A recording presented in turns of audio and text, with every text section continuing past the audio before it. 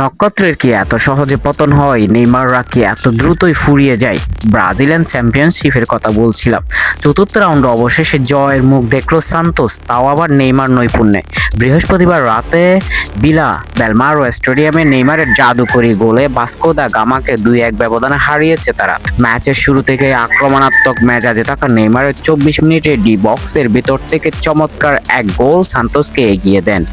গোল করার পর তিনি প্রতিপক্ষ ভাস্কো দা গামার সমর্থকদের দিকে আঙ্গুল উঁচিয়ে চুপ থাকার ইশারাও করেন। এরপর কর্নার ফ্ল্যাগের কাছে গিয়ে রিয়াল মাদ্রিদ তারকা ভিনিসিয়াসের মতো করেই গোলটি উদযাপন করেন।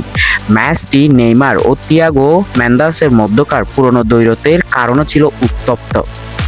ফ্রান্সে খেলার সময় অর্থাৎ পিএসজিতে 2020 সালে ম্যান্দাসের এক ট্যাকলে নেইমার মারাত্মক চোট পেয়েছিলেন। আজ প্রথমার্ধে মাঠে তাদের মধ্যে কথা কাটাকাটি হয় এবং নেইমারের সাথে এক প্রকার উত্তপ্ত বাক্য বিনিময় হয়। প্রথমার্ধে সান্তোস লিড নিলেও ভাস্কোর ভারোস গোল করে সমতায় ফিরিয়ে আনেন তার দলকে। তবে দ্বিতীয়ার্ধে সান্তোস মাঠ নিয়ন্ত্রণে নিয়ে আক্রমণের ধার বাড়ায়। ম্যাচের ভাগ্য নির্ধারণী মুহূর্তটি আসে যখন উইলিয়ান আরোরার একটি অসাধারণ লং পাস নিয়ন্ত্রণে নিয়ে নেয় নেইমার। ভাস্কোর গোলরক্ষককে বোকা বানিয়ে আলতো চিপ করে বল জালে পাঠান তিনি। শেষ পর্যন্ত 2-1 গোলের জয় নিয়ে মাঠ ছাড়ে সান্তোস।